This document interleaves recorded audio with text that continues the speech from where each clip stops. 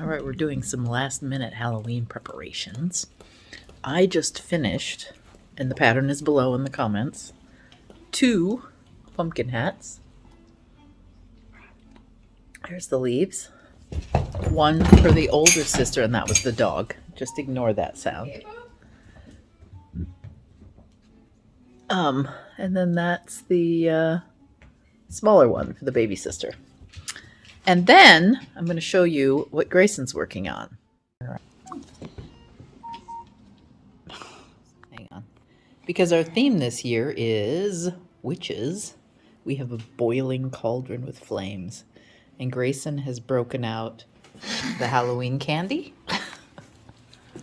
I don't know what that is. Oh, it's a linoleum carving knife. And that's what all of these are. All these, let me get them into linoleum carving knives that apparently they've collected. Yeah. And then where's the drawing? Or did you, oh, you ripped it up? I took it apart. Oh, there was a template apparently that's been cut apart.